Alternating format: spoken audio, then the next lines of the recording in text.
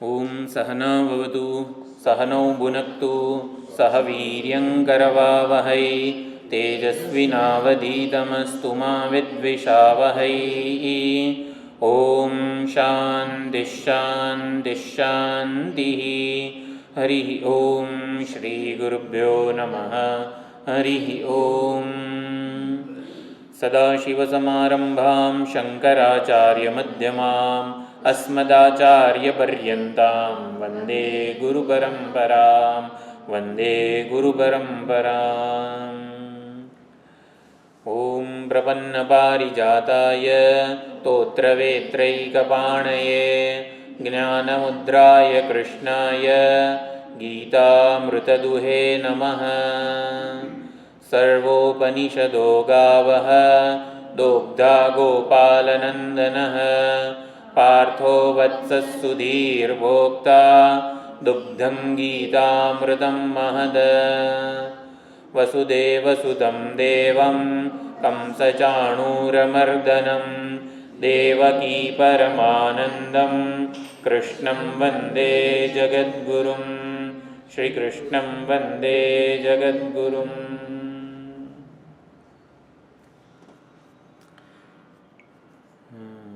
શ્લોક નંબર તો ભગવાન અહીંયા વિશ્વરૂપ દર્શનનું મિનિએચર વર્ઝન અથવા તો ટ્રેલર જેને કહેવાય ને એ કહી રહ્યા છે. 16મા શ્લોકમાં કીધું, હું જ ક્રતુ, હું જ યજ્ઞ છું, ઔષધ સ્વધા સ્વાહા બધું હું છું, મંત્ર આજ્ય અગ્નિ હુતમ વગેરે બધું હું જ છું. એટલે સ્વધા વગેરે પિતૃભ્ય સ્વધા પિતૃ તર્પણ શ્રાદ્ધ વગેરે કરીએ ત્યારે બધી જ આહુતિ જે કંઈ પિંડદાન વગેરે છે, પિંડદાન વગેરે જે છે એ ભગવાન પિતૃઓને પહોંચે જ છે. કેમ? સ્વધા મંત્ર પોતે જ સાક્ષાત કહે છે ભગવાન હું છું. સ્વધા બોલીએ એટલે એ સ્વધા જે છે એ જેને ઉદ્દેશીને આપણે બોલ્યા હોઈએ ત્યાં એ પહોંચી જાય છે આપણી આહુતિ, આપણું સમર્પણ વગેરે. જે ભીષ્મ પિતામહની વાત કરી છે કે મને યાદ નથી, પિંડદાન કરતા હતા એક વખત, ખ્યાલ નથી કે ભીષ્મ પિતામહ પિંડદાન કરી રહ્યા હતા ગંગા કિનારે. એટલે જે આપણે પિંડ વગેરે બનાવ્યા હોય પિતૃતર્પણ વગેરે કરવા માટે તો બધું તૈયાર હતું, સાધન સામગ્રી અને પિંડ વગેરે જે હતા એ પણ બનાવીને તૈયાર હતા. ત્યાં સાક્ષાત આવે છે શાંતનુ એમના પિતાજી કે હું સાક્ષાત સદેહે તારી સામે પ્રગટ થયો છું, મને આપ હાથમાં તું મને પિંડ આપી દે એટલે હું ગ્રહણ કરી લઈશ. ભીષ્મ પિતામહ કહે છે કે શાસ્ત્રમાં શું વિધાન છે કે પિંડ જે છે ને આપણે દર્ભ જે છે ને એના ઉપર જ મૂકવાના હોય, એટલે એના ઉપર જ એનું તર્પણ થાય, એના ઉપર જ એમને તૃપ્ત કરવામાં આવે છે. દરેકે દરેક જે પિંડ આપણે આવી રીતે મૂકતા હોઈએ છીએ અને દાબ ઉપર અને એમને એવી રીતે પાણી આચમની મૂકીને તૃપ્ત કરતા હોઈએ છીએ પિતૃઓને. કે શાસ્ત્રમાં વિધાન છે પિતૃઓ તો જ તૃપ્ત થાય જો દાબ ઉપર આ પિંડ વગેરે જાય અને એના ઉપર આપણે આચમની મંત્ર વગેરેથી એમને તૃપ્ત કરીએ. બરોબર, તારી વાત સાચી છે, પણ હું સદેહે પ્રગટ થયો છું, હાથમાં પિંડ આપી દે ને એને આરોગી લઈશું. તો ભીષ્મ પિતામહ કહે છે ના, શાસ્ત્રમાં જેવું કીધું છે ને એવું જ હું કરીશ પિંડદાન. તમે સદેહે આવ્યા છો તો તમને ઘરે જઈને હું જમાડીશ, તમે ઘરે આવો તમને સુંદર ભોજન જમાડું, પણ પિંડદાન તો હું તમને હાથમાં નહીં આપું, દાબ ઉપર જ આપીશ. એટલે શાસ્ત્ર નિષ્ઠા અને શ્રદ્ધા જોઈને શાંતનુ પ્રસન્ન થઈને એકદમ આશીર્વાદ આપે છે ભીષ્મ પિતામહને. વસ્તુ એવી છે કે ક્યારે આ થાય જ્યારે સ્વધા વગેરે રૂપે સાક્ષાત પરમાત્મા જ પોતે હોય.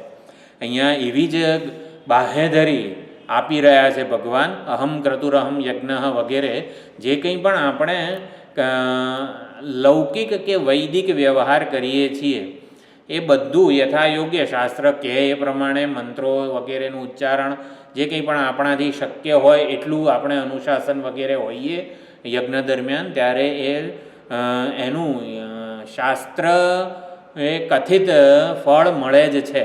કારણ કે ભગવાને પોતે અહીંયા સહી કરેલી છે, બાંહેધરી આપેલી છે, હું જ ક્રતુ છું, હું જ સ્વધા છું, હું જ મંત્ર છું. આ મંત્રો પણ સાક્ષાત પરમાત્મા જ છે.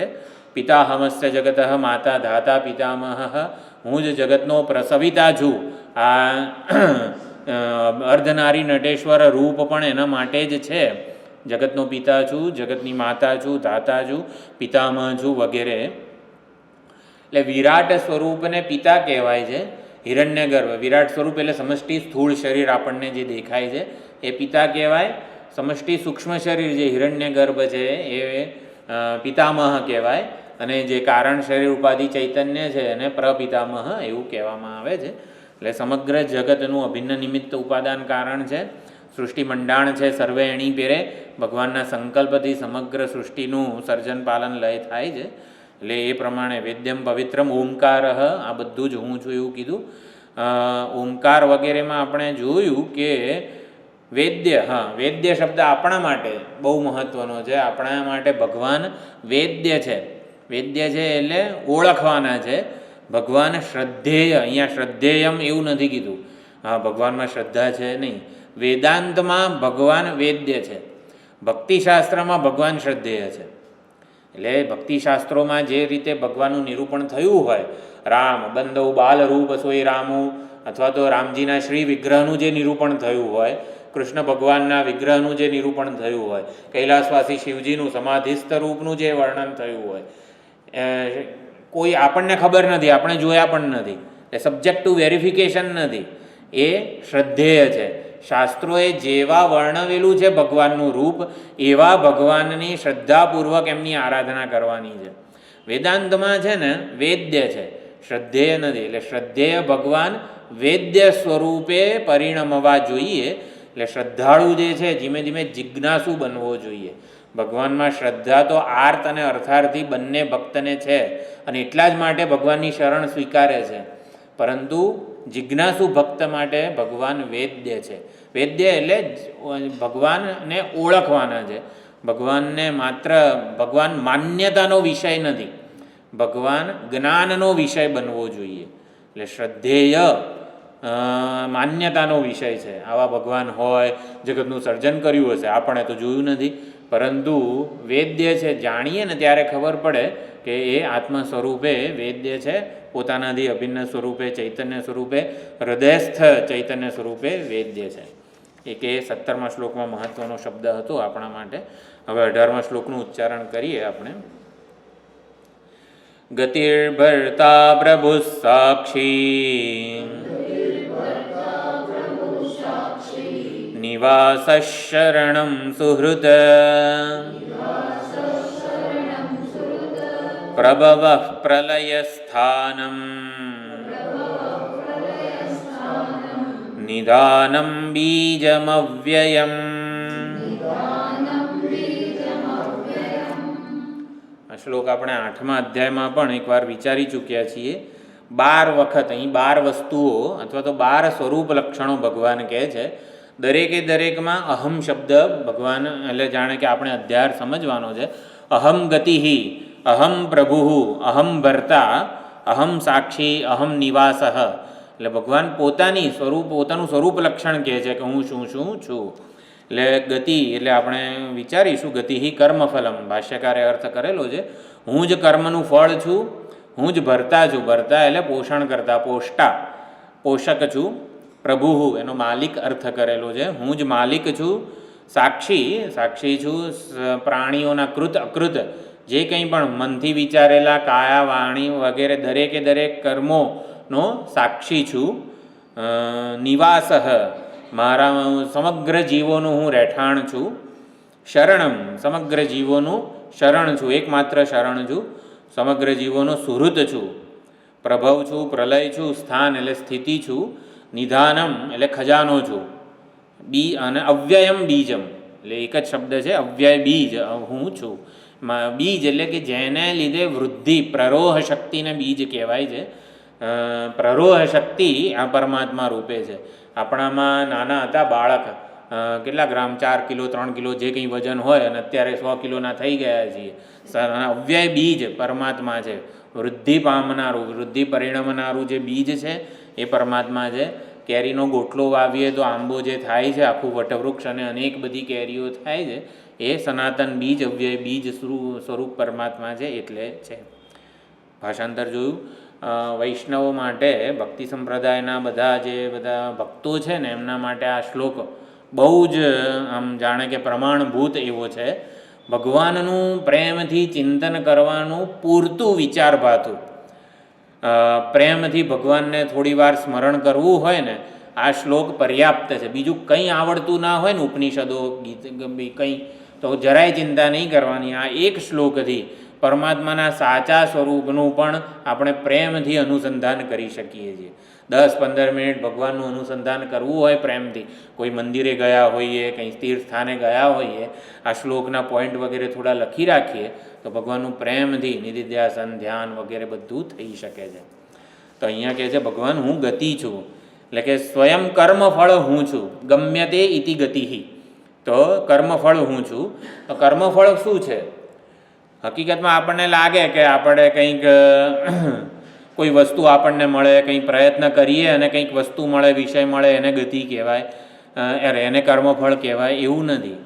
સુખાકાર વૃત્તિ કે દુઃખાકાર વૃત્તિ એ કર્મનું ફળ છે. એટલે આપણને લાડુ ભાવતો હોય અને પુણ્ય હોય વગેરે ભેગા થયા હોય, લાડુ બને, પણ આપણું મન ઠેકાણે ના હોય ને તો લાડુને આપણે માણી ના શકીએ. આપણી ભાવતી વસ્તુ હોય ને તો એ પુણ્યકર્મનું ફળ ના કહેવાય.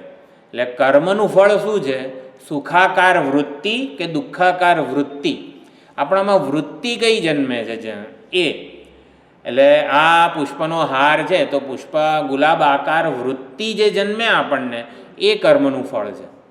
એટલે કોઈ પણ વિષય કે એનો અનુભવ, વૃત્તિ એક વસ્તુ છે, અનુભવ બીજી વસ્તુ છે. આ વૃત્તિ જે છે ને એ કર્મનું ફળ છે. તે પ્રમાણે ગમ્ય તે ઇતિ ગતિ, તો સુખાકાર દુઃખાકાર વૃત્તિ જે છે એ કર્મનું ફળ છે. ઘણીવાર આ હિપ્નોટાઇઝ વગેરે કરે ત્યારે વૃત્તિ જન્માવે. આપણે બટાકું હાથમાં આપે અને આપણને કે સફરજન ખાવો છો ને તમે, તો આપણને લાગે કે આપણે સફરજન ખાઈએ છીએ. એટલે વૃત્તિ સફરજનની જન્મે તો સફરજનનો જ આપણને સ્વાદ આવે અને બધું જ એવું હોય. એટલે વસ્તુ એવી છે, કર્મનું ફળ એટલે વૃત્તિ. તો એમને વૃત્તિ કંઈ કર્મફળ ન કહેવાય. વૃત્તિમાં જ્યારે પરમાત્મા ચૈતન્ય પ્રતિફલિત થાય, પ્રતિબિંબિત થાય, એટલે સુખાકાર વૃત્તિ દુઃખાકાર વૃત્તિ તો પ્રારબ્ધ પ્રમાણે જન્મે છે, પરંતુ એમાં જ્યારે પરમાત્મા પ્રતિબિંબિત થાય ને એને અહીંયા ગતિ કીધેલું છે. કોઈ પણ વૃત્તિ જન્મે એવું નહીં પાછું. એ વૃત્તિ જન્મે એમાં પરમાત્મા પ્રતિબિંબિત થાય ત્યારે એને કર્મફળ કહેવાય. એટલે દરેક વૃત્તિમાં પ્રતિફલિત થનાર હું છું, એટલે કે કર્મનું ફળ હું છું. એટલે દરેક જે તે વૃત્તિમાં પ્રતિબિંબિત થઈને પરમાત્મા પોતે કહે છે કે હું જ કર્મનું ફળ છું. આપણને જો વૃત્તિ જન્મેનો અનુભવ ના, વૃત્તિમાં જ્યારે પરમાત્મા પ્રતિફલિત થાય, પ્રતિબિંબિત થાય ને તો જ અનુભવ થાય, ત્યાં સુધી અનુભવ ના થાય. સુષુપ્તિમાં ગરમી લાગતી હોય, મચ્છર કરડતા હોય તો એ કશું અનુભવ નથી થતો. એટલે પરમાત્માનું ચૈતન્યનું પ્રતિબિંબ પડે ને ત્યારે અનુભવ થાય છે આપણને. એટલે પરમાત્મા કહે છે કે હું કર્મનું ફળ છું, ગતિ હું છું, કર્મનું ફળ હું છું. આ વૃત્તિમાં પ્રતિફલિત થઈને દરેક જીવને પાપ અને પુણ્ય કર્મોનું ફળ આપનાર હું છું. એ ફળ આપનાર તો જાઓ, ફળ હું છું એવું કહી રહ્યા છે. વૃત્તિમાં પ્રતિફલિત થઈને કર્મનું ફળ જે છે એ સાક્ષાત પરમાત્મા જ છે આપણા માટે. આપણને કર્મનું ફળ મળે છે, આપણને પરમાત્મા સાક્ષાત અનુભવાય છે, દર્શન આપે છે. એટલે પરમાત્મા પ્રતિબિંબિત થઈ જાય ન થાય ને તો વૃત્તિ જન્મે પણ અનુભવ ના થાય. એટલે દુઃખાકાર વૃત્તિને પરમાત્મા કેમ એવું કહે છે કે હું છું? એવું જ ને, પ્રશ્ન સમજાયો? એટલે કે પરમાત્મા હોય તો બધું આમ સારું હોય, સુખનો જ અનુભવ થવો જોઈએ ને. દુઃખનો અનુભવ કેમ થાય? કર્મના ફળ પ્રમાણે. અહીંયા આગળ આવશે સુહૃત વગેરેમાં જે છે ને, એટલે સજ્જન દુર્જન વગેરે બધું હું છું એવું કહે છે. કણે કણ સૃષ્ટિનો કણે કણ અને ક્ષણે ક્ષણ પરમાત્મા છે. એટલે આવું જ્યારે આવે ને કે બધું હું છું, ત્યારે સજ્જનમાં એ પરમાત્મા, દુર્જનમાં એ પરમાત્મા વગેરે, ચોરમાં એ પરમાત્મા, ભૂતમાં એ પરમાત્મા, એટલે આવું જો હોય ને બધું પરમાત્મા છે કે બધા આવી રીતે સજ્જન દુર્જનમાં સુખ દુઃખ બધું હું જ છું, એટલે સુખ અને દુઃખ વચ્ચે જે આપણને ભેદ બુદ્ધિ જે લાગે છે ને એને નિર્મૂળ કરવા માટે આ વિચારણા હોય છે એવું સમજવાનું છે. સજ્જન અને દુર્જનનો વ્યવહારિક ભેદ આપણને ખબર જ છે, બધું ભગવાન છે ત્યારે ભગવાનના સ્તરે સજ્જનપણું અને દુર્જનપણું બંને અધ્યારોપિત થઈ જાય છે. પરમાત્માના સ્તરે તો બધું સેમ જ છે. આપણને સુખ દુઃખ વગેરે વિભાગો પૂર્વકનો વ્યવહાર જણાય છે, પરમાત્માને એવો નથી જણાતો.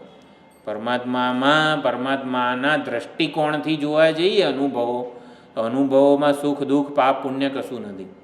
એ આપણો વ્યક્તિગત અધ્યારોપ જ છે.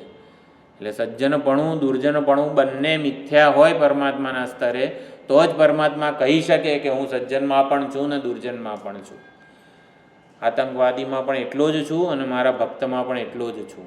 રામ ને રાવણ બંનેમાં પરમાત્મા સમાન જ છે, પણ પરમાત્માના દ્રષ્ટિકોણથી સમજવાનું છે.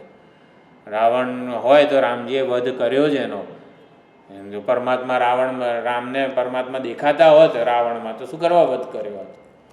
નહીં, વ્યવહારિક સ્તરે આ વ્યવસ્થા નિશંક છે પાપ પુણ્ય સુખ દુઃખની, છતાં પણ મિથ્યા છે. પરમાત્માને કશું જ અડકતું નથી આમાંથી. એટલે આ બધી જ વસ્તુઓ પરમાત્માના સ્તરે મિથ્યા છે. જો પ્રતિફલિત થનાર ચૈતન્ય છે એને ખબર છે કે આ સુખાકાર વૃત્તિ છે, પુણ્યકર્મનું ફળ છે, અને આ પાપનું ફળ દુઃખાકાર વૃત્તિ છે. ચૈતન્યને એવી ખબર છે કે આ સારી વૃત્તિ છે અને આ ખરાબ વૃત્તિ છે. ચૈતન્યને એવી ખબર, સૂરજને ખબર છે કે મારે ગટરમાં પ્રતિબિંબિત ન થવું જોઈએ, ગંગાજળમાં જ પ્રતિબિંબિત થવું જોઈએ. સૂર્યને માટે બધું સમાન જ છે, એને કંઈ અડકતું જ નથી. એટલે કર્મનું ફળ અહીંયા કહે છે પરમાત્મા પ્રતિફલિત થનારું હું છું. આપણે એવું કહીએ છીએ કે દુઃખ આવ્યું ને પરમાત્મા, એવું નથી. પ્રતિફલિત થનાર, જો દુઃખાકાર વૃત્તિ આપણા પૂર્વકર્મોના ફળને લીધે જન્મે છે, પણ એમાં પ્રતિફલિત એનો દુઃખ રૂપે અનુભવ પરમાત્માને લીધે થાય છે. ચોરમાં ચોરી કરવાની કળા વગેરે જે છે ને એ પરમાત્મા છે, તો પછી પરમાત્માને એનું ચોરીનું ફળ મળવું જોઈએ ને. ખ્યાલ આવ્યો? ચોરે ચોરી કરી, ફળ કોને મળે? પરમાત્માને જ ને, કારણ કે ચોરમાં ચોરી કરવાની કળા રૂપે પરમાત્મા છે. હા, એટલે પ્રતિફલિત થનાર ચૈતન્ય પોતે નિષ્પક્ષ છે, એને કશું અડકતું નથી, પણ એને લીધે જ સુખ અને દુઃખ એવા વિભાગો થઈ જાય છે. એ પ્રતિફલિત ના થાય ને તો પાપ પુણ્યકર્મો વગેરે તો એમને એમ જ જડ જ છે. પ્રતિફલિત થાય ત્યારે વૃત્તિનો અનુભવ થાય છે, પ્રતિફલિત ના થાય ને તો વૃત્તિનો અનુભવ ન થાય. હા, એ પરમાત્મા છે. દુઃખ હોય, હા. એટલે હા,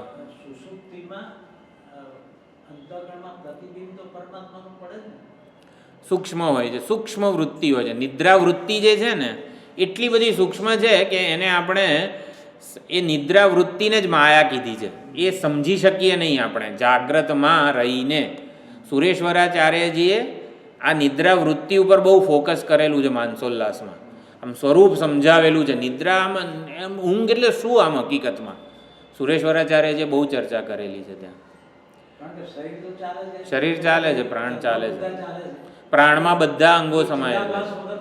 ના ના ના, એટલે છે જ એ વખતે પણ જીવાત્મા પોતે પોતાની બધી જ શક્તિઓને સંકેલીને હૃદય પ્રદેશમાં છે, એની ચેતના હૃદયમાં છે એવું છે. અને પ્રાણ એ વખતે ચાલે છે, પ્રાણમાં બધી જ ઇન્દ્રિયો લીન પામી જાય છે, મન પણ પ્રાણમાં જ હોય છે. હા, એટલે કર્મફળ હું છું, ગતિ હું છું. આ તો ગતિ શબ્દ એટલે શું? કર્મનું ફળ. પણ કર્મનું ફળ એટલે જે તે વૃત્તિમાં પરમાત્મા પ્રતિબિંબિત થાય ને તો જ કર્મનું ફળ અનુભવાય. એટલે વૃત્તિ છે પણ વૃત્તિમાં પ્રતિફલિત થઈને એ પોતે કર્મફળ બને છે. એટલે પરમાત્મા જ ટૂંકમાં કર્મફળ છે એવું સમજવાનું છે. પછી ગતિ, પછી ભરતા, એટલે આ રૂપે પરમાત્મા જાણે કે હંમેશા આપણી જોડે સંકળાયેલા છે. કોઈક આસમાનમાં બિરાજતા પરોક્ષ ઈશ્વર એવું નથી, કર્મનું ફળ રૂપે સાક્ષાત મારા જીવનમાં પ્રત્યેક પળે વણાયેલા છે. પછી ભરતા એટલે પોષણ કરનાર, દરેક જીવને આવી રીતે ભોજન વગેરે પહોંચાડે છે એ હું જ છું.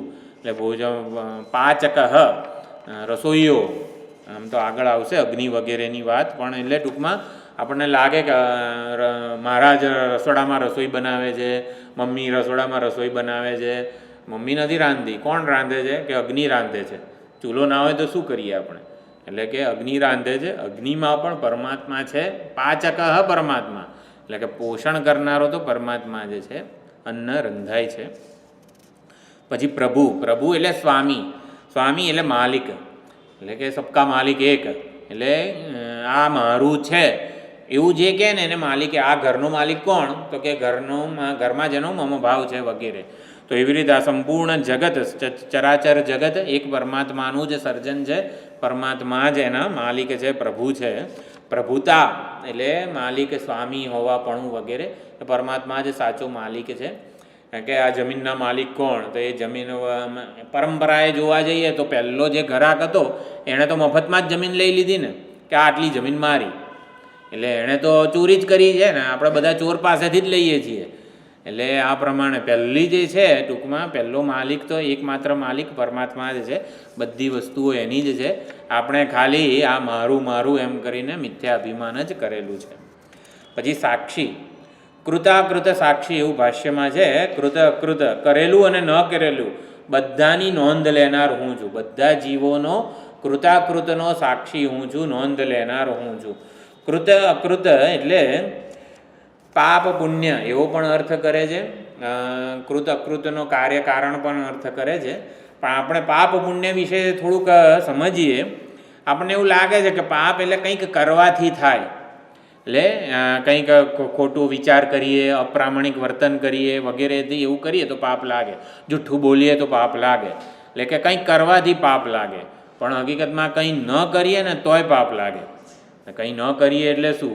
ન્યાયાધીશ ચોરને સજા ના આપે ચોરીની, તો પછી એને એ ચોરીનું દંડ જે છે ને એ ન્યાયાધીશને લાગે, એ પાપ ન્યાયાધીશને લાગે. એટલે એણે તો કર્યું જ નથી તોય લાગ્યું ને પાપ.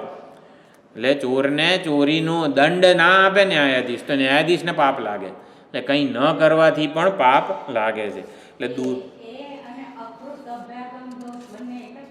ના, પણ એણે સાચું ના કર્યું ને. ન્યાયાધીશે જે કરવાનું હતું એના રોલને જે પ્રિસ્ક્રાઇબ્ડ હતું, હા, એ ન કર્યું એટલે એને કુકર્મ કર્યું કહેવાય. એનું પાપ લાગે ને એને. હા, ઓમિશન કમિશન. એટલે પાપ કંઈ ન કરવાથી પણ થાય છે. એટલે દુરાચરણ માત્ર પાપ નથી, પરંતુ જે તે સંજોગોમાં આપણી પાસેથી જે અપેક્ષા હતી, આપણી જે ભૂમિકા હતી, એ સ્ક્રિપ્ટ હતી, એને ન આપણે ફોલો કરી આપણી સ્ક્રિપ્ટને તો પાપ લાગે. એટલે આ પ્રમાણે અપરાધીને છોડી દે ને ન્યાયાધીશ તો પાપી એ જ થાય. એટલે પાપ પણ અકૃત્ય હોઈ શકે છે. એટલે કૃતાકૃત સાક્ષી એટલે ધારો કે ચોરી કરીને ચોર ન્યાયાધીશને આમ તેમ આપીને છૂટી જાય, એ નહીં, સાક્ષી તો છે પરમાત્મા, એમ ટૂંકમાં એને તો ફળ મળશે જ. એટલે પુણ્ય પાપ થઈ જતા હોય પણ પુણ્ય પાપ ન થાય એનો પણ એ સાક્ષી છે. એ જે પુણ્ય પાપ થાય છે, પુણ્ય અને પાપ જે થાય છે એ તો બધાને ખબર પડે છે. આ માણસે સત્કર્મ કર્યું, આ માણસે ચોરી કરી, એટલે જે થાય છે એ તો બધાને ખબર પડે જ છે. પણ જે નથી થતા ને એની કોઈને જાણ થાય છે? હા, પરમાત્માને જાણ થાય છે. એટલે કે જે પાપ પુણ્ય મારી નોંધ ના લેતું હોય તો હું શું કરવા સત્કર્મ કરું? હા, પણ નોંધ લેનાર છે સાક્ષી, માટે એટલે એવો બાંહેધરી આપે છે કે હું સાક્ષી છું, એ પ્રમાણે કીધું. પછી નિવાસ, કે સર્વજીવો મુજમાં નિવાસ કરે છે, હું જ રહેઠાણ છું બધાનું. એટલે આપણે વળી પરમાત્મામાં નિવાસ કરીએ છીએ એવું કેવું? આપણે તો પથારીમાં ઊંઘીએ છીએ, પથારીમાં એટલે બેઠા છીએ, ખુરશી ઉપર બેઠા છીએ. તો આપણી સ્થિતિ, આપણી વગેરે જે ઊંઘ વગેરે કહેવાય પરમાત્મામાં છે એવું કહે છે. અહીંયા બાજ પક્ષીનું જે ઉદાહરણ આપેલું છે એનાથી સમજવાનું છે કે પેલું બાજ પક્ષી જે સ્ટીમર ઉપર બાંધેલું હોય છે, છાંદોગ્ય ઉપનિષદમાં ઉદાહરણ છે, દોરડાથી બાંધેલું હોય છે. પછી એ આખો દિવસ જાણે કે બાજ પક્ષી ઉડે છે, પરંતુ ક્યાંય એને આશરો મળતો નથી અને પાછું એ પોતે જ્યાં બાંધેલું છે ત્યાં આવીને ત્યાં આરામ કરે છે. એટલે કે બધા જીવો નિયમપૂર્વક નિવાસ નિશ્ચયેન વાસઃ યસ્મિન ઇતિ નિવાસઃ, તો નિશ્ચયપૂર્વક બધા જીવો જેમાં વાસ કરે છે એની વાત સુંદર રીતે બૃહદારણ્યક ઉપનિષદમાં છે. અજાતશત્રુ અને ગાર્ગ્ય બ્રાહ્મણ વગેરે, અજાતશત્રુ બ્રાહ્મણ છે તેમાં સૂતેલા પુરુષ પાસે લઈ જાય છે. અજાતશત્રુ ગાર્ગ્યને કહે છે, એને ઉઠાડવાનો પ્રયત્ન કરે છે, ઉઠતો નથી. પછી ઢંઢોળે છે ત્યારે ઉઠે છે. પછી પૂછે છે આ સૂઈ ગયેલો પુરુષ ત્યારે ક્યાં ગયો હતો? આપણે એના નામ બોલાવીને જગાડ્યો દૂરથી. તો સૂઈ પહેલાં છે ને થોડોક આપણે દરવાજા આગળ હોઈએ અને અહીંયા માણસ સૂતો હોય તો નામ બોલાવીએ તો જાગે નહીં, સાંભળે નહીં. એ થોડા નજીક આવીએ પછી બોલીએ મોટેથી, એના નામ બોલીએ તોય એ ઊંઘે, જાગે નહીં. પછી એકદમ નજીક આવી જઈએ મોટેથી બોલીએ તોય જાગતો નથી. પછી સહેજ આમ હલાવીએ તોય ના જાગે. પછી ઢંઢોળીએ એકદમ જોરથી ત્યારે જાગે છે. એટલે તે અજાતશત્રુ એને પૂછે છે કે આ સૂઈ ગયો ત્યારે ક્યાં ગયો હતો અને જાગ્યો ત્યારે ક્યાંથી આવ્યો? અજાતશત્રુ ગાર્ગ્યને બે પ્રશ્નો પૂછે છે કે આ સૂતેલો માણસ જ્યારે આપણે નામો ઉચ્ચારણ કરતા હતા તો સૂઈ ગયો હતો ત્યારે ક્યાં ગયો હતો, અને જ્યારે ઢંઢોળવામાં આવ્યો ત્યારે જાગ્યો તો સફાળો જાગ્યો. સફાળો જાગીએ ને તો સફાળો જાગ્યો ત્યારે ક્યાંથી આવ્યો? આવો પ્રશ્ન પૂછે છે. આપણો બૃહદારણ્યક ઉપનિષદ બહુ અઘરું છે પણ આ રીતે ત્યાં ચર્ચા કરવામાં આવી છે. સૂઈ ગયો તો ત્યારે ક્યાં ગયો હતો? તો બધું સૂતા પહેલાં તો કેવું જરાક મસ્ત રીતે પથારી કરી, ઓશીકું ના તે બધું ટેમ્પરેચર, પંખાની સ્પીડ જે કંઈ હોય એ પ્રમાણે સેટ કર્યું એકદમ. એટલે કે સૂતો તો ત્યારે પોતાને જાણતો હતો કે સોપાધિક હતો. તો સોપાધિક હતો તો પછી નામ આપણે ઉચ્ચારણ કર્યા, 3-4 વાર બોલાયો, ડાણે સહેજ હલાયો તો એ કેમ ના જાગ્યો? નિરુપાધિક થઈ ગયો હતો એટલે ના જાગ્યો. ઉપાધિ જ નહોતી જાગવા માટેની. એટલે સૂઈ ગયો ત્યારે ક્યાં ગયો હતો?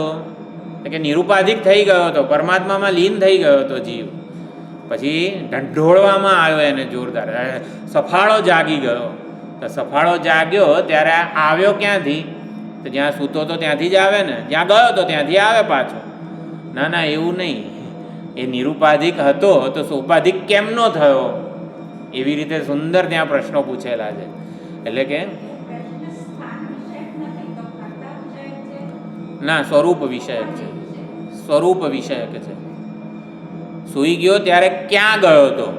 એટલે ક્યાં એટલે સ્થાન જ ને, ફલાણી જગ્યાએ ગયો હતો. ના ફલાણી જગ્યાએ નથી, કયા સ્વરૂપે સ્થિત હતો એમ. એટલે સ્વરૂપ, બંને પ્રશ્નો સ્વરૂપ વિષયક છે. જાગ્યો ત્યારે ક્યાંથી આવ્યો? તો ક્યાંથી આવ્યો એ પણ સ્થાન વિષયક જ છે. કઈ રીતે આવ્યો, કોઈ રીત એની હશે એવું પણ નથી, એ આવી રીતે જ છે. એટલે નિવાસ ટૂંકમાં જીવ માત્રનો નિવાસ ચૈતન્ય સ્વરૂપે હૃદયમાં પરમાત્મામાં જ છે. નિવાસ હંમેશા પરમાત્મામાં જ હોય છે આપણને. એટલે સચ્ચિદાનંદ સ્વરૂપ જ આપણો નિવાસ છે. એ ક્યારે ત્યાંથી આપણે હોટલમાં જઈએ, જો નિવાસ કોને કહેવાય? આપણે કોઈક હોટલમાં જઈએ, શિબિરમાં જઈએ, રૂમમાં જઈએ, પછી અઠવાડિયાની શિબિર હોય કે હોટલમાં જે કંઈ નિમિત્તે આપણે ગયા હોઈએ એ નિમિત્તે 3-4 દિવસમાં હોટલનો રૂમ ખાલી કરીને આવીએ, પછી નીકળી જઈએ ટ્રેનમાં કે ત્યાં બેસી જઈએ. પછી આમ ટ્રેનમાં બેસીને આમ આપણને ચિંતા થાય છે એટલે હોટલનો રૂમ બરાબર હશે કે નહીં, આમ જરા સાફ સફાઈ એ લોકોએ કરી હશે કે નહીં, જરા પથારી બાથરૂમ બધું સાફ કર્યું હશે કે નહીં, એની ચિંતા હોય આપણને હોટલના રૂમની. એટલે એને રૂમ કહેવાય, નિવાસ ના કહેવાય. અને આપણે ઘરેથી શિબિરમાં જતા હોઈએ ટ્રેનમાં બેઠા એટલે ઓલું લોક માર્યું કે નહીં, ફ્રીજ બંધ કર્યું કે નહીં, જરા ઓલો દરવાજો આમ 2 વાર એના કટાકા માર્યા કે નહીં, એની ચિંતા હોય જ આપણને. એ નિવાસ કહેવાય. જેની ચિંતા થાય ને એ નિવાસ કહેવાય. એટલે નિવાસ એટલે ટૂંકમાં જેનું ચિંતન આપણને હંમેશા સ્વાભાવિક રીતે હોય જ છે, આપણે નોંધ લેતા નથી. અહીંયા પરમાત્મા કહે છે હું નિવાસ છું, તમે બધા મારામાં જ નિવાસ કરો છો. સચ્ચિદાનંદ સ્વરૂપ જ. એટલે નિવાસ એટલે નિશ્ચયેન વાસ. આપણે બીજા હોટલ વગેરેને વાસ કહેવાય, ખાલી નિવાસ પરમાત્મા છે. પછી શરણમ એટલે શરણાગત. તો શરણાગત એટલે કે શરણાગત માટે જે શરણ્ય છે શરણ થવા યોગ્ય છે એને શરણ એવું કહેવાય છે. શરણ એટલે ઘર કે રક્ષક, એટલે નિવાસ શબ્દથી ઘર સમજવાનું છે અને શરણ શબ્દથી રક્ષક સમજવાનો છે, આપણું રક્ષણ કરનાર, રક્ષક એવું સમજવાનું છે. કે શરણાગતનો તારણહાર, શરણાગતનું રક્ષણ કરનાર પરમાત્મા છે એટલે શરણ્ય છે. શરણ્યમાં અમુક સામર્થ્ય હોવું જોઈએ, એટલે શરણ થવા યોગ્ય હોવા જોઈએ, સર્વજ્ઞ હોવા જોઈએ, સર્વશક્તિમાન હોવા જોઈએ. શરણ્યની કે જે શું કહેવાય લાયકાત શું છે, તો આપણો ભૂતકાળ ના તપાસે. આપણે શરણાગત થઈએ, જેમ કે ઉદાહરણ આપ્યું ને, પાછળ કૂતરું પડ્યું હોય અને જે ભાગ્યા હોઈએ આપણે, મંદિર દેખાયું તો મંદિરમાં ઘૂસી ગયા અને ગર્ભગૃહમાં પ્રવેશી ગયા. પરમાત્માને હા મારો ભક્ત તો જુઓ કેટલો દોડતો દોડતો, આટલો દોડતો ઝડપથી આવતો ભક્ત મેં કોઈ દિવસ જોયો નથી. એટલે પણ પાછળ કૂતરું પડ્યું છે એટલા માટે આટલો દોડતો દોડતો આવે છે, એ પરમાત્મા ના જોવા જોઈએ. કયા નિમિત્તે કઈ શરતે મારી પાસે આવેલો છે ને એવું ના જોવું, એટલે આને શરણ કહેવાય. તો શરણાગત કઈ પરિસ્થિતિ કઈ નિમિત્તે મારી શરણ, વિભીષણ આવ્યો રામજી પાસે, બીજા બધાએ કીધું ને કે આ તો છે ને ઓલો શત્રુનો ભેદ વગેરે માટે આવેલું છે, એ બધાએ કીધું, પણ રામજીએ શું કીધું, બહુ સુંદર મેં લખ્યું છે કે નહીં ખબર નહીં. કોટી વિપ્રબધ એટલે કરોડો મને બ્રહ્મ હત્યાનું પાપ લાગે ને તો પણ હું એ વહોરી લઈશ, પણ શરણે આવેલાને કોઈ દિવસ હું પાછો નહીં મૂકું એમ. હા, તબહી કોટી વિપ્રબધ લાગહું એવું કંઈક છે. અને એટલે કેટલાય પુણ્યકર્મો હોય ત્યારે જીવ મારી સન્મુખ થતો હોય છે.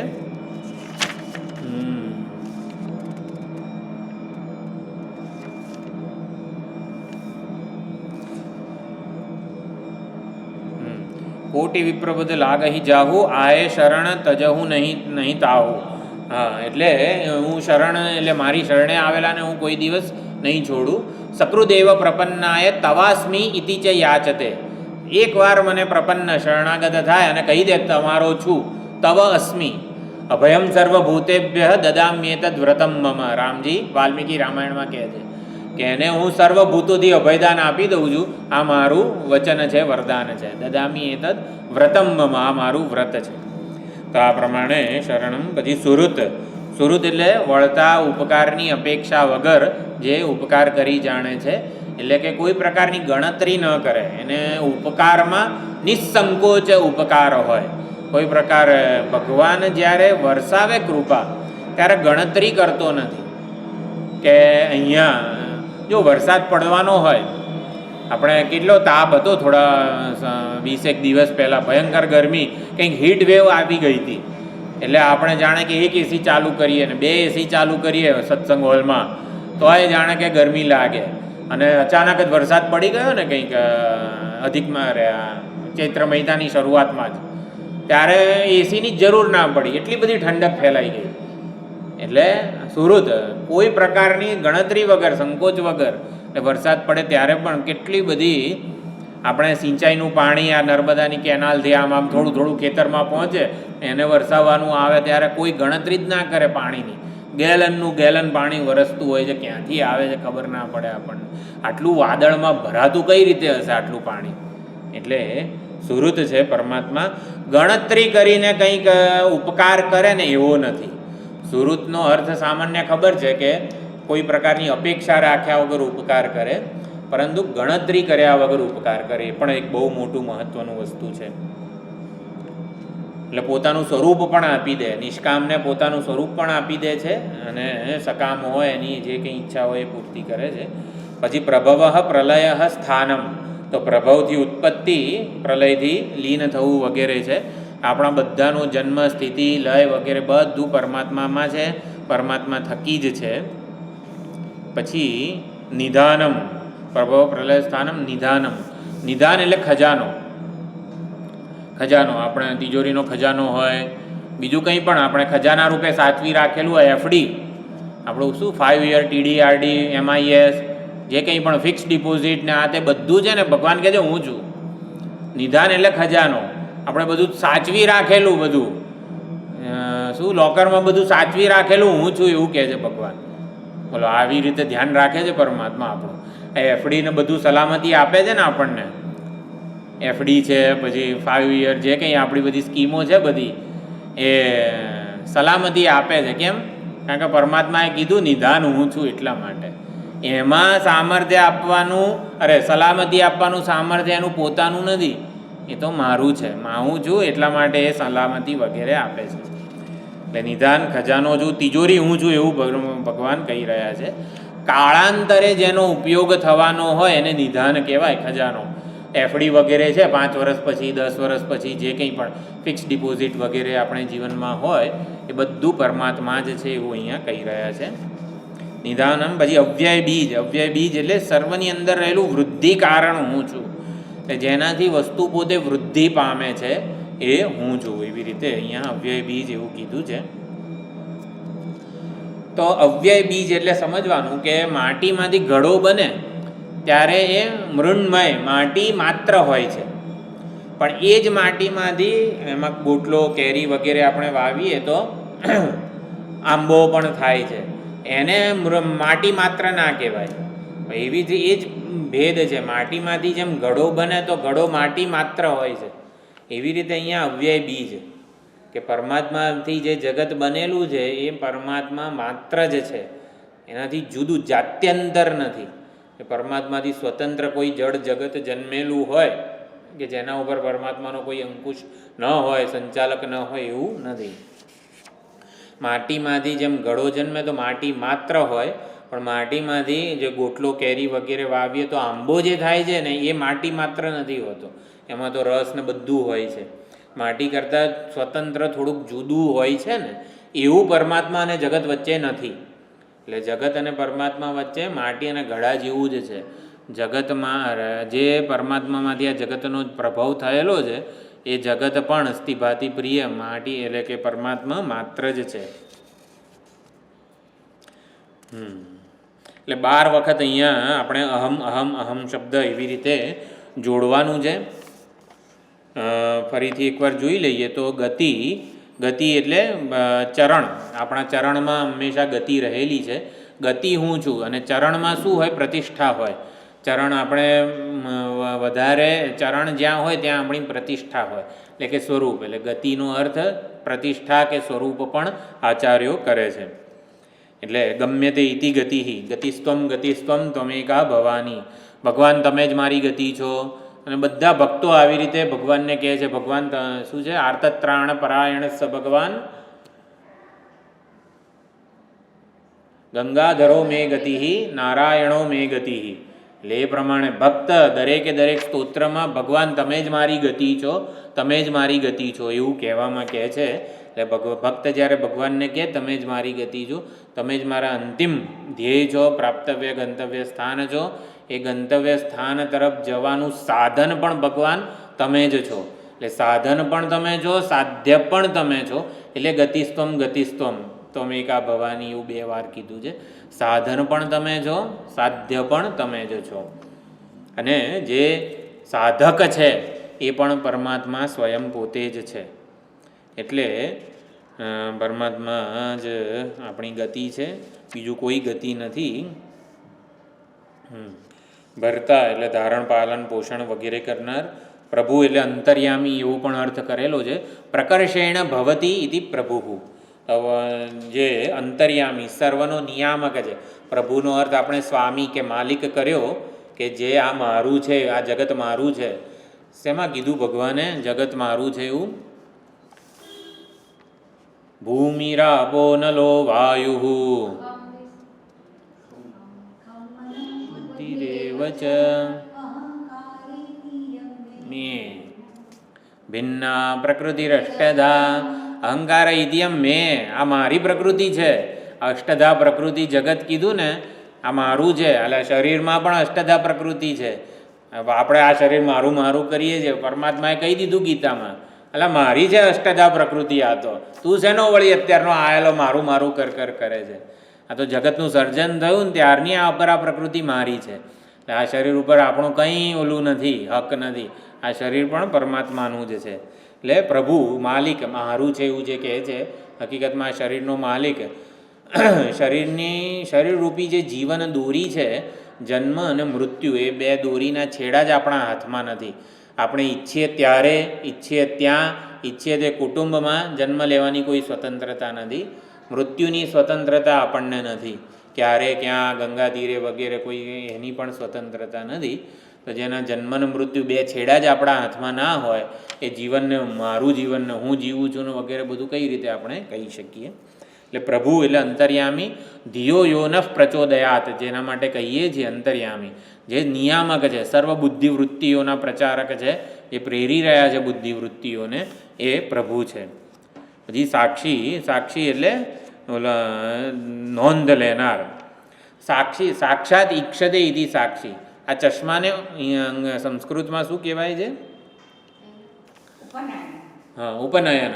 ઉપનયન કે ઉપનેત્ર બંને શબ્દ છે સંસ્કૃતમાં. તો ઉપનેત્ર એટલે શું? મૂળ નેત્ર નથી, પરંતુ એ મૂળ નેત્રને સહાય કરનારું જે છે એને ઉપનેત્ર, ગૌણ નેત્ર એવું કહેવાય. તો ચશ્મા જેમ ઉપનેત્ર છે, એવી રીતે હકીકતમાં આંખને નેત્ર કહેવાય ખરું. સાચી આંખ છે, આંખમાં જોવાની શક્તિ સાચી છે, એની પોતાની છે. જો આંખમાં એની શક્તિ પોતાની હોય ને તો ઊંઘમાંય જોવી જોઈએ અને બધું ખબર પડવી જોઈએ, રાત્રે કોણ શું કરે છે, પણ કંઈ ખબર પડતી નથી. એટલે આંખ પણ ઉપનેત્ર જ છે. એટલે હકીકતમાં જોનારું તો ચક્ષુષ ચક્ષુહુ, જે કેનોપનિષદમાં વગેરેમાં કીધું છે, કાનનો કાન, પ્રાણનો પ્રાણ વગેરે. એટલે પરમાત્મા જ હકીકતમાં સાક્ષી છે. કોઈ સાધન વગર જુએ છે ને એને સાક્ષી કહેવાય. સાક્ષાત ઈક્ષતે ઇતિ સાક્ષી. સાધન વગર જે જુએ છે. જો આપણી પાસે આંખ ના હોય તો આપણે જોઈ શકીએ, કાન ના હોય તો સાંભળી શકીએ. એટલે સાધન વગર આપણે કંઈ કરી શકીએ એમ નથી. પણ આવી પરતંત્રતા કે આવી લિમિટેશન જે છે ને એ પરમાત્માને નથી. પરમાત્મા કોઈ સાધન વગર જોઈ શકે છે, સાધન વગર સાંભળી શકે છે, સાધન વગર વિચારી શકે છે. એવું કઈ રીતે હોય? સાધન વગર જોઈ શકે, આંખ વગર જોઈ શકે, બોલો, કાન વગર સાંભળી શકે.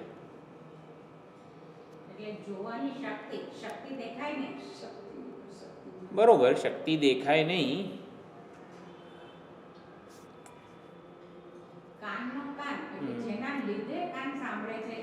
એને કાનની કેમ જરૂર નથી? કઈ રીતે? સાધન વગર કઈ રીતે સંભળાય? હા, સાધનની જરૂરિયાત નથી, જ્ઞાન સ્વરૂપ છે. જે જ્ઞાન સ્વરૂપ હોય ને એને જ્ઞાન સાધનોની જરૂર ના પડે. જે હાંડલી વેલણની કોને જરૂર પડે? રોટલા રાંધવા માટે. જેના સાધનની જરૂર ના હોય એ કેવી એમનેમ પણ સાધન વગર પણ કરી શકે. ઘણા આવા વડીલો બા વગેરે હતા જે લાઇટ વગર પણ ચા બનાવી શકે. ખબર હોય ગેસનું ઓલું ક્યાં છે, લાઇટર ક્યાં છે, આ છે તે છે, અંધારામાં રસોઈ કરી જાણે. આવા જોયા છે. હા, ઘણા. એટલે બા વગેરે એવા હતા. એટલે વસ્તુ એમ છે કે સાધનોની જરૂર, આપણને આટલું ઊંચકવું હોય તો જરૂર પડે. હાથીને ઓલું મોટું વૃક્ષ ઊંચકવાનું હોય તો કંઈ જરૂર નથી પડતી. સાધનની જરૂરિયાત અલ્પશક્તિમાનને જ હોય. એટલે જ્ઞાન સ્વરૂપ છે પરમાત્મા, એને સાધનોની જરૂર નથી. એટલે સાક્ષી છે. સાક્ષી સાક્ષાત ઈક્ષતે ઇતિ સાક્ષી. ચીંટી કે પાવ મેં ઘુંઘरू બાજે, વાકી ભી સાઈ સુનતા હૈ. કીડીના પગમાં ઝાંઝર વાગે ને એ ઓલો સાંભળે છે બેઠો બેઠો. એટલે શું આ ભક્તોની બધી કલ્પના હોય છે.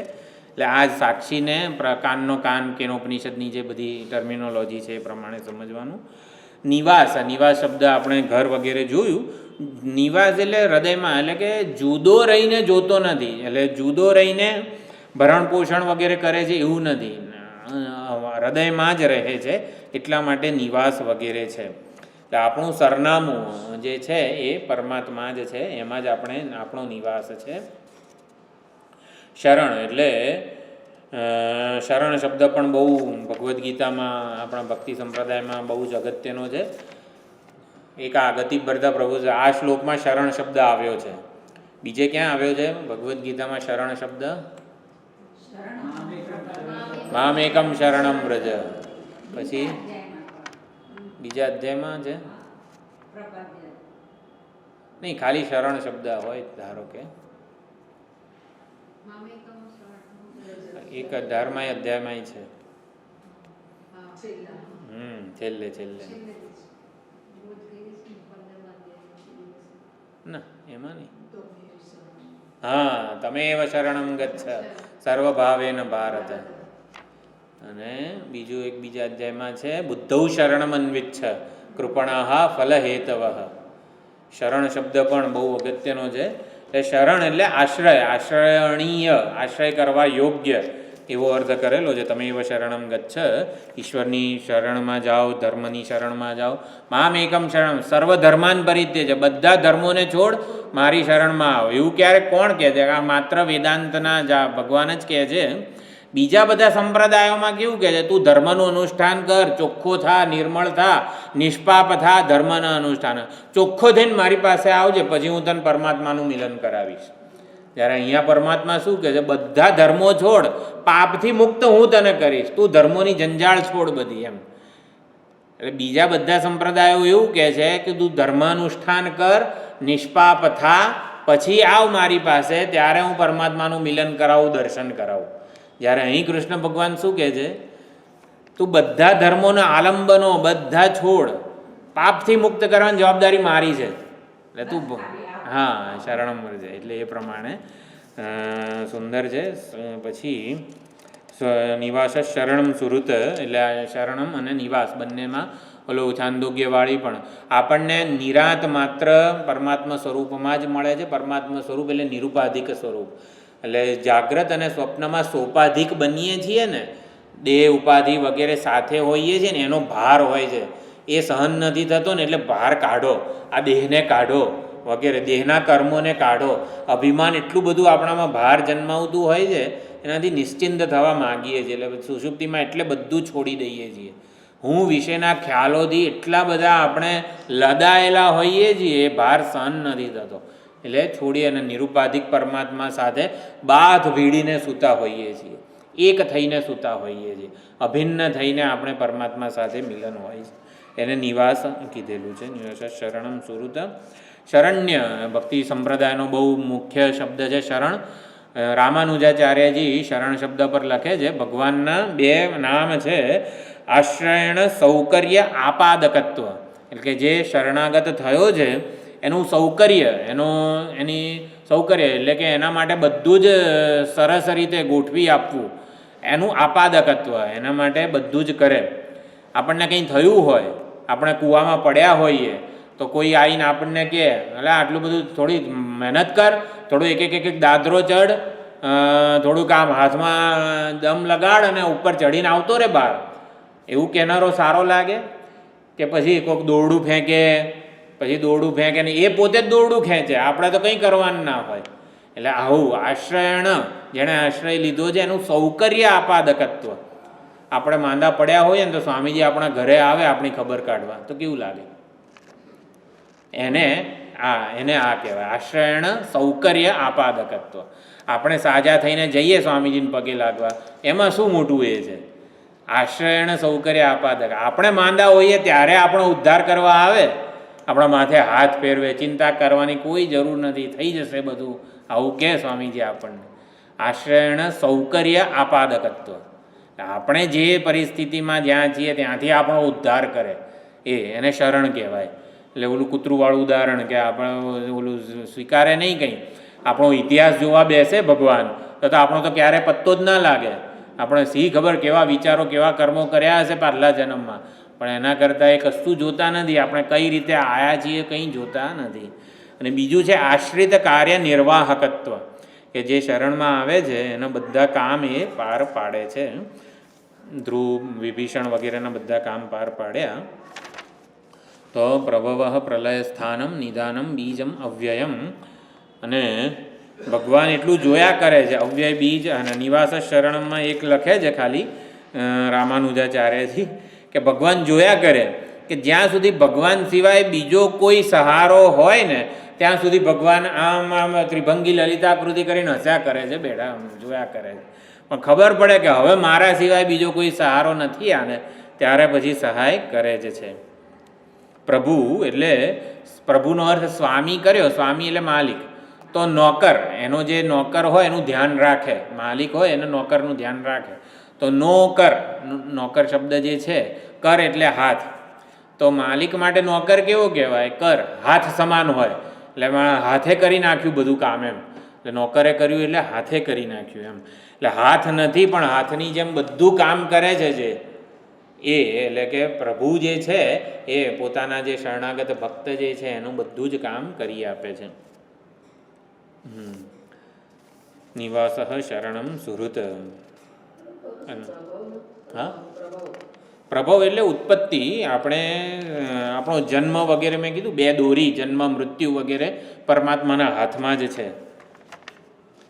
પ્રભવ એટલે ઉત્પત્તિ, પ્રભવ પ્રલયમ, પ્રલય એટલે નાશ. જગતની ઉત્પત્તિ, જીવોની પણ ઉત્પત્તિ બધું જ પરમાત્મા થકી જ છે.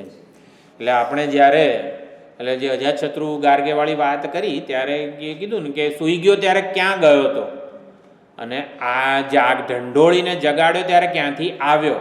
તો જે આવ્યો ને એ પ્રભવ છે, અને સૂઈ ગયો તો જ્યારે ક્યાં ગયો તો એ પ્રલય છે. એટલે પરમાત્મામાં જ લય છે, અને પરમાત્મા થકી જ, પરમાત્મામાંથી જ આપણો પ્રભવ છે, જન્મ છે. આપણે રોજ રોજ પરમાત્મામાં જ ભળી જઈએ છીએ. સુષુપ્તિ વખતે નિરુપાધિક થઈએ છીએ, હૃદય પરમાત્મા સાથે એકરૂપ થઈ જઈએ છીએ. જ્યાં જઈએ છીએ એ પણ પરમાત્મા છે, જ્યાંથી આવીએ છીએ એ પણ પરમાત્મા જ છે. તો આ પ્રમાણે પરમાત્માને લીધે, પરમાત્મામાં, પરમાત્મા થકી જ આપણો જગતનો જન્મ વગેરે છે. ત્યાં 12 વસ્તુઓ નથી પણ ભગવાન જ છે. ગતિ, ભરતા, પ્રભુ, સાક્ષી, નિવાસ વગેરે 12 વસ્તુઓ જે છે, 12 લક્ષણ, એ વસ્તુ કે જે વગેરે ગતિ વગેરે નહીં પણ પરમાત્મા સાક્ષાત છે, એવું સમજવાનું છે. આ શ્લોકનો જે ભક્તિ સંપ્રદાયના બધા જે ભક્તો છે એ બહુ જ આદર કરતા હોય છે. આખો શ્લોક 8મા અધ્યાયમાં આવી ગયો હતો. ભક્ત્યાત્વનન્યા શક્ય નહીં ગયો છે. અભ્યાસ યોગ યુક્તેન ચેતસા નાન્યગામીના, ગમે તે એક શ્લોક હતો. અનન્ય શબ્દ જ્યારે સમજાયો હતો ત્યારે પરમાત્માનું આવી રીતે સ્મરણ થયેલું હતું. પછી એક નાનું જ છે, 2 મિનિટમાં જોઈ લઈએ. 19મો, પછી વિષયાંતર થાય છે 20મા શ્લોકથી. આપણે 2 મિનિટ માટે 19મો શ્લોક જોઈ લઈએ. તપામ્યહમહં વર્ષમ નિગૃહ્ણામ્યુત્સૃજામિ ચ અમૃતં ચૈવ મૃત્યુશ્ચ સદસચ્ચાહમર્જુન. તપામી અહમ એટલે સૂર્ય રૂપે હું જ તપું છું. તપામ્યહમહમ વર્ષમ નિગૃહ્ણામી એટલે વરસાદને મોકલું. નિગૃહ્ણામી એટલે સંકેલી પણ લઉં છું, અને ઉત્સૃજામી વરસાદ રૂપે વરસું પણ છું હું જ. અમૃતં ચૈવ મૃત્યુશ્ચ, અમૃત અને મૃત્યુ બંનેનું સાધન કે કારણ હું જ છું. સત અને અસત, કાર્ય અને કારણ, એ પણ બંને હું જ છું. એટલે જે તાપ બધાને તપાવે છે, એટલે કે વૈશાખ અને જેઠ આ જે મહિનાઓનો જે તાપ છે, એ તાપ, એ વખતની રશ્મિઓ ભગવાન કહે છે હું છું. સૂર્યના એ કિરણો, વૈશાખ જેઠના જે સૂર્ય કિરણો જે હું છું, હું જ તપું છું એમ. એટલે કે એ વૈશાખ જેઠમાં હું જ તપાવું છું, અને અષાઢ શ્રાવણમાં હું જ વરસાવું છું, અને પછી આસો વગેરેમાં હું જ સંકેલી લઉં છું. આ બધું જ પરમાત્મા કહે છે હું જ છું. એટલે બાકીના 8 મહિનામાં જુદા જ સૂર્ય કિરણો, જુદી જ રશ્મિઓ હોય છે. વૈશાખ જેઠમાં જુદી રશ્મિઓ હોય, અષાઢ શ્રાવણની જુદી રશ્મિઓ હોય, બાકીના 8 મહિનાની જુદી રશ્મિઓ હોય છે. એટલે એ પ્રમાણે જળને શોષે સૂકવે બધું પરમાત્મા હું જ છું એવું કહે છે. સત અસત, વિદ્યમાન અને જે કારણ સૂક્ષ્મ રૂપે છે એ પણ પરમાત્મા કહે છે હું જ છું. એટલે આવું દર્શન ખરેખર અમૃતં ચૈવ મૃત્યુશ્ચ, હું જ મૃત્યુ છું. ભગવાને મૃત્યુને આજ્ઞા કરી કે બધાને આવી રીતે સમય થાય પતાવી દેવાના. મૃત્યુ દેવ એવું કહે કે આવું કામ ભગવાન મને ક્યાં સોંપો છો? પ્રાણ હરવાનું કામ ભગવાન મને ક્યાં સોંપો છો? મૃત્યુ સર્વ હરશ્ચાહમ, મૃત્યુને વિભૂતિ કીધી 10મા અધ્યાયમાં. હરણ કરવામાં હું મૃત્યુ છું એમ. તો પ્રાણ જ હરી લે એટલે બીજું બધું હરાઈ જાય એમ. એટલે મૃત્યુ કહે છે કે આવું ભગવાન મને આવું કામ હું નહીં કરું.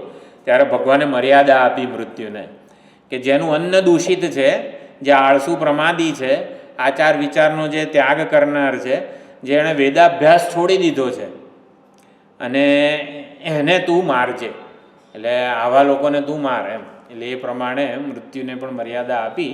એટલે જે વેદાભ્યાસ વગેરે આવો સત્સંગ કરે છે એને મૃત્યુનો સ્પર્શ થતો નથી. એટલે મૃત્યુથી બચવાનો ઉપાય શું છે? તો અહીં મહાત્માઓ કહે છે કે કલ્યાણની કોઈક મોટી એવી યોજના નો સંકલ્પ કરી લેવાનો. કલ્યાણ કરનાર, સમષ્ટિનું કલ્યાણ કરનારી કોઈક મોટી યોજના એમ, કે જે જાણે કે 200, 500, 1000 વર્ષો સુધી ચાલે, એનો સંકલ્પ કરી લેવાનો. એટલે કલ્યાણની યોજના જેટલી મોટી હશે સમષ્ટિ કલ્યાણની, એટલું આપણો પ્રાણ શક્તિ વગેરે જે છે ને સુદૃઢ દ્રઢ, પ્રાણ નબળો નહીં પડે. એટલે કલ્યાણની યોજનાઓનો સંકલ્પ દ્રઢ હોય ને તો પ્રાણ શક્તિ આપણી દ્રઢ બની રહે છે, પ્રાણ શક્તિ નબળી નહીં થાય. એટલે દ્રઢ સંકલ્પ વગેરે જે છે એ પ્રામાણિકતાથી પ્રાણ પુષ્ટ થતા રહે છે, એવું એક વસ્તુ મહાત્માઓ અહીંયા કહી રહ્યા છે. પછી મૃત્યુ આપનાર, મૃત્યુમાં બાધા નાખનાર બધું ભગવાન જ છે એવું અહીંયા કહે છે. એટલે વરસાદ વરસાવનાર, ઉત્સૃજામી, વરસાદને ગ્રહણ કરી લેનાર, સંકેલી લેનાર, નિગૃણામી, એવું હું જ છું સૂર્યની રશ્મિઓ વગેરે રૂપે. અને અમૃત રૂપે પંચકોશની નિવૃત્તિ, 5 કોશમાં અભિમાન જ્યારે છૂટી જાય ત્યારે અમરતા મળે, એટલે એ પણ પરમાત્મા જ છે. અને મૃત્યુ રૂપે પણ પરમાત્મા જ છે. એટલે આ બધું કંઈ ન કરીએ ને તો સાક્ષાત જાણે કે મૃત્યુને બોલાવવા જેવું જ છે. સત્સંગ વગેરે ન થાય તો સાક્ષાત મૃત્યુ રૂપે પરમાત્મા હાજર હોય છે. એટલે યહ પ્રયાતિ ત્યજન દેહન વગેરે જે ચર્ચા આવી 8મા અધ્યાયમાં, દેહમ ત્યજન પ્રયાતિ, દેહમ ત્યજન પ્રયાતિ એટલે મરણ પામે છે. પણ જે આ ભક્તો વગેરે જે છે, ઉપાસકો છે પ્રણવ વગેરેના, એ દેહને છોડીને પ્રયાણ કરે છે. તો બધા દેહને છોડીને જ પ્રયાણ કરે છે ને, કોઈ દેહને લઈને પ્રયાણ કરે છે? તો દેહમ ત્યજન પ્રયાતિ એવું કેમ કીધું?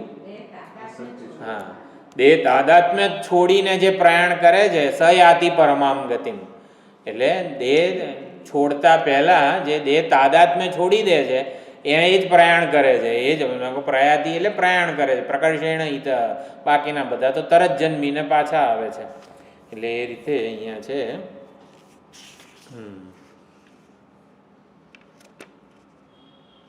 એટલે બધી આ જે ઉત્સૃજામી, નિગૃણામી એટલે ટૂંકમાં ઋતુચક્ર વગેરે જે બધું ચાલે છે, એટલે સૂર્ય, ચંદ્ર વગેરેને એક સ્થાને, યોગ્ય સ્થાને પરમાત્માએ મૂકેલા છે, જેથી શિયાળો, ઉનાળો, ચોમાસું વગેરે બધા ઋતુચક્ર ચાલી રહ્યા છે. અને સત્વગુણ દ્વારા હું અમૃતનું કારણ છું, તમો ગુણ દ્વારા હું જ બધું મૃત્યુ છું, બધાને હરનાર છું, એવું અહીંયા કહી રહ્યા છે. મૃત્યુ વગેરે જોઈએ આપણે ત્યારે તમો ગુણનો વેશ લઈને આવનાર પરમાત્મા એવું સમજવાનું કરે છે. તો પરમાત્મા પ્રાણ હરણ કરનાર પણ પરમાત્મા જ છે. તમો ગુણનો વેશ ધારણ કરે છે. સત્વગુણનો વેશ ધારણ કરીને જ્ઞાન રૂપે આપણામાં હૃદયમાં અવતરિત થાય છે. તમો ગુણનો વેશ લે તો દેહનું હરણ કરે છે, એ પ્રમાણે છે. તો હવે આગળ પછી થોડું વિષયાંતર થાય છે ત્રૈવિદ્યા વગેરે શ્લોકથી, આગળ જોઈશું. આવતા શુક્રવારે 17 એપ્રિલ છે મારા ખ્યાલથી, એટલે આપણો ક્લાસ નહીં જ થઈ શકે. જો ગુરુવારે કે એવી રીતે જો થાય તો 15મીએ ખબર નહીં, 6 થી 7 હોય બરાબર ને? જોવું દાદા, આપણે ગ્રુપમાં મૂકીશું. શુક્રવારે તો નહીં થાય, 17 એપ્રિલ છે એટલે. મંગળવારે કડી જવાનું થાય છે, ગ્રુપમાં મૂકીશ. બુધવાર કે ગુરુવારે જોવાનું થશે તો. ઓમ પૂર્ણમદ પૂર્ણમિદમ પૂર્ણાત પૂર્ણમુદચ્યતે પૂર્ણસ્ય પૂર્ણમાદાય પૂર્ણમેવાવશિષ્યતે. ઓમ શાંતિ શાંતિ શાંતિ. હરિ ઓમ. શ્રી ગુરુભ્યો નમઃ. હરિ ઓમ.